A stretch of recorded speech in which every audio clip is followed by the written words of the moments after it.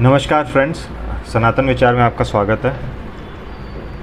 आज हम गीता माधुर्य पुस्तक जो गीता प्रेस गोरखपुर द्वारा प्रकाशित होती है और स्वामी श्री रामसुख दास जी द्वारा लिखित है, उसके बारे में कुछ जानकारी आपसे शेयर करने जा रहे हैं। पुस्तक का कोड 388 है। इसका मूल्य केवल 20 रुपये है और पुस्तक में 160 पृष्ठ हैं। पुस्तक के बारे में जानकारी देने के लिए यहाँ प्रकाशक का निवेदन है और फिर प्रस्तावना है। इनमें से कुछ अंश मैं पढ़ के आपको बताता हूँ, जिससे आपको यह समझ आ जाए कि ये पुस्तक किस बारे में है। वैसे नाम से तो आप समझ ही गए होंगे कि ये गीता से संबंधित पुस्तक है, श्रीमद् भगवद गीता से। श्रीमद् भगवद गीता मनुष्य मात्र को सही मार्ग दिखाने वाला सार्वभौम महाग्रंथ है। लोगों में इसका अधिक से अधिक प्रचार हो, इस दृष्टि से परम श्रद्धेय स्वामी जी श्री रामसुख दास जी महाराज ने इस ग्रंथ को प्रश्नोत्तर शैली में बड़े सरल ढंग से प्रस्तुत किया है, जिससे गीता पढ़ने में सर्वसाधारण लोगों की रुचि पैदा हो जाए और वे इसके अर्थ को सरलता से समझ सकें। नित्य पाठ करने के लिए भी यह पुस्तक बड़ी उपयोगी है। पाठकों से मेरा निवेदन है कि इस पुस्तक को स्वयं भी पढ़ें और अपने मित्रों, सगे संबंधियों आदि को भी पढ़ने के लिए प्रेरित करें। ये पुस्तक जो है वह श्रीमद् भगवद गीता को ही प्रश्नोत्तर शैली में प्रस्तुत किया गया है स्वामी श्री रामसुख दास जी द्वारा। इसकी प्रस्तावना का भी कुछ अंश मैं आपको पढ़ के सुनाता हूँ। प्रस्तावना श्री विश्वनाथ मिश्र द्वारा लिखित है, जो पूर्व प्राचार्य राजकीय संस्कृत कॉलेज बीकानेर और पूर्व विभागाध्यक्ष जैन दर्शन जैन विश्व भारती संस्थान लाडनू रह चुके हैं। स्वामी रामसुख दास जी महाराज एक विलक्षण संत हैं।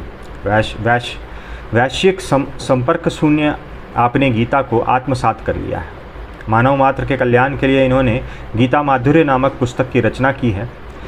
यह पुस्तक प्रश्नोत्तर प्रणाली में लिखी गई है। प्रश्नोत्तर प्रणाली में पुस्तक लिखने की परंपरा बहुत पुरानी है। व्याकरण शास्त्र के महान आचार्य महर्षि पतंजलि ने अष्टाध्यायी के ऊपर जो महाभाष्य लिखा है वह प्रश्नोत्तर प्रणाली में ही लिखा है।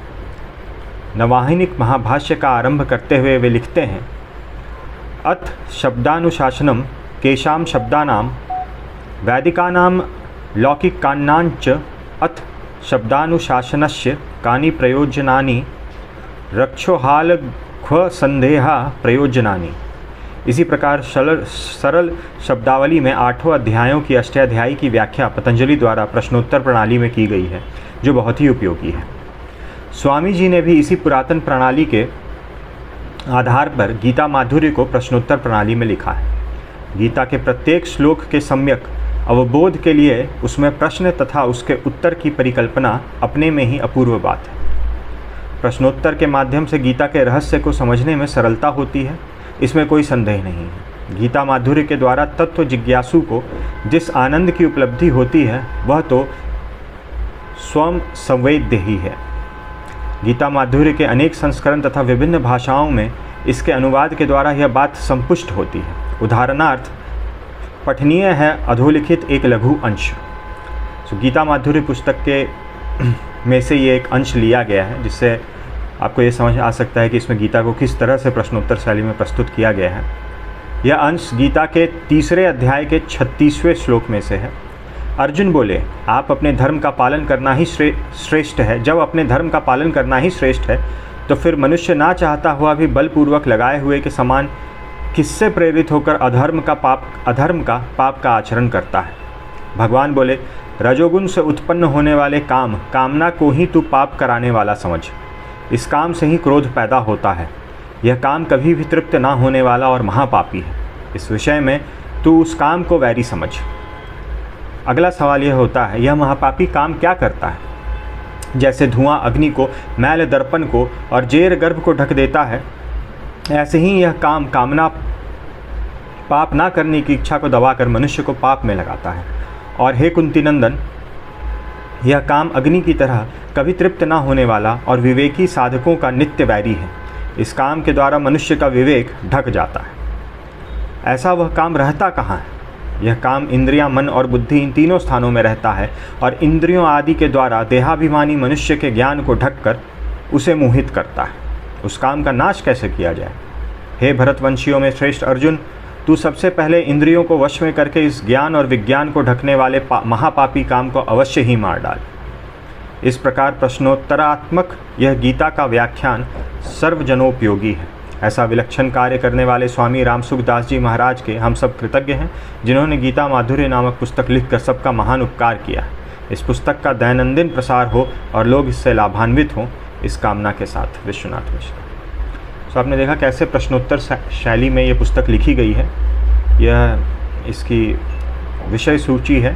गीता के 18 के 18 अध्याय उसी प्रकार इसमें दिए हुए हैं और फिर हर अध्याय में जिस तरह से गीता में के जो 700 श्लोक हैं वो आते हैं, वो यहाँ पे प्रश्न और फिर उसके उत्तर शैली में दिए हुए हैं। इस बात का ध्यान रखें कि इसमें गीता के